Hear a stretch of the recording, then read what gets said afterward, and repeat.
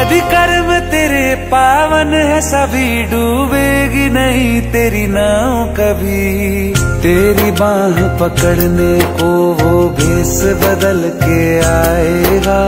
पता नहीं किस ट्रेनिंग देण्याचा विचार करत असतो तर 1 रुपया कॉइन पासून ATM machine, bank, post office हे पर्टिक्युलर प्रत्यक्षात दाखवल्या की एटीएम मधून पैसे कसे निघतात। अक्षरशः एक विद्यार्थीनं तर त्याच्या आतमधून 2 वेळा मला पैसे काढायला लावले आणि आतमधून असं वाटतं की पैसे येतात कुठून,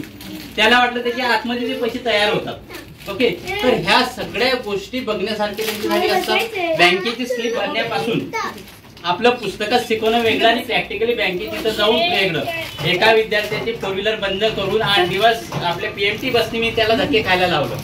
तेव्हा त्याला कळलं 98 नंबरची बस ती कुठं जातं। ठीक आहे, तिथं ते तिकीट कसं काढायचं, त्याला पैसे कसे द्यायचे। आता डिजिटल लर्निंग वर माझा जास्त फोकस आहे की आता डिजिटल लर्निंग काय आहे की त्यात फ्रॉड भरपूर चाललेले आहेत, त्याची सावधानता कशी बाळगली पाहिजे आणि ते कलेक्ट सगळ्या गोष्टी कशा झाल्या पाहिजे। म्हणून ह्या इथून आता जसं की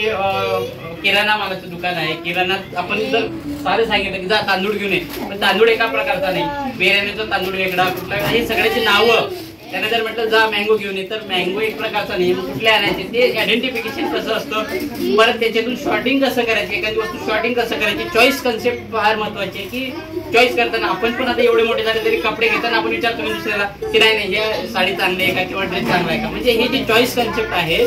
चॉईस कन्सेप्ट पण शिकवताना फार मजा येते मुलांना की नाही आता आपल्याला हे बघायचं, हे आवडलं का तुला तर मग बघ। आता आपण विचारणार त्यांना ही कंपनी आवडली का तुला,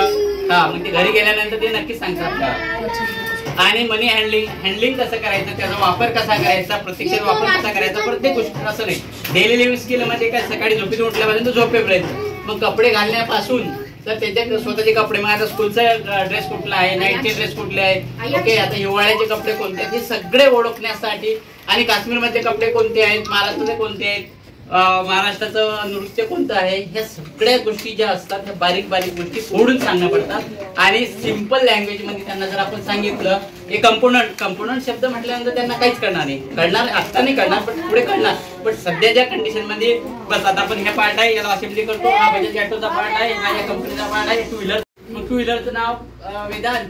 4 व्हीलर कोणती आहे, फॉर्च्युनर आवडते का तुला, आणि कुठली आवडते, होंडा युनिकॉर्न। म्हणजे असं त्यांना ते 2 व्हीलरचे 4 व्हीलरचे सगळे नावं माहिती आहे, बट त्याच्यासाठी लागणारं पार्ट वगैरे ह्या सगळ्या गोष्टी आपण त्यांच्या साठी त्यांना कसं त्याची जाणीव करून देता येईल आणि समाजापर्यंत कसं पोहोचता येईल हाच एक आपला शुद्ध प्रयत्न आहे। आणि असं करत करत आपण सगळे मिळून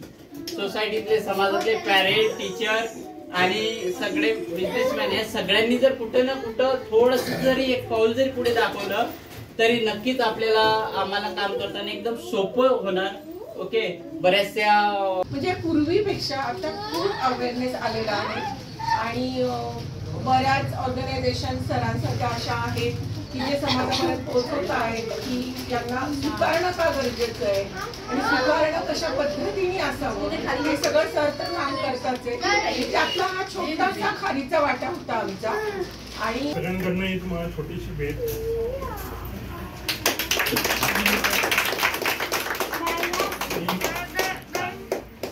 सगळ्यात प्रथम म्हणजे सगळ्या पेरेंट्सचं मला कौतुक वाटतंय की यांच्या पेशन्सला तुम्ही